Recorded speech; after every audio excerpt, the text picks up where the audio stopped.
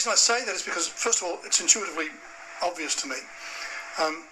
Other people might think, I'm a mathematician, I'm a physicist, I'll work it out. No, that's never happened yet. Been working on it for 400 years or more. The degree of our ignorance seems to grow, not shrink, the more we learn and understand or make sense of. We don't learn and understand anything. We make sense of the world that we interact with. And that sense that we make of it is communicable in our common language. And that's all we've got. And that's what science is.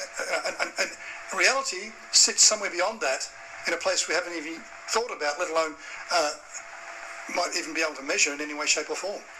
I mean, this is a fair enough way for me to think.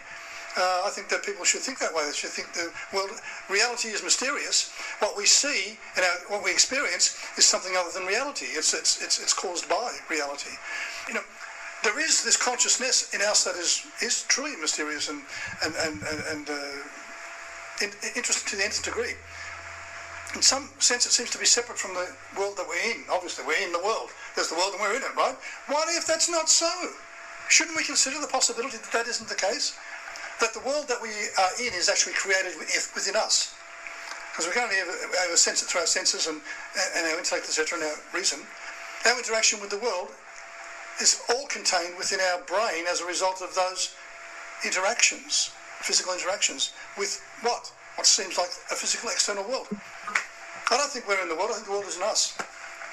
I think we're both the same thing, and we've artificially separated ourselves into a consciousness and a consciousness of. And why do I suspect that sort of thing? Because consciousness exists, and it's the most obvious thing, and the only thing of which we can be absolutely certain is that we exist because we're conscious. And consciousness only exists in virtue of that of which consciousness is had. If I didn't have the consciousness of an external world, I would not have consciousness at all. So it and I are both interdependent.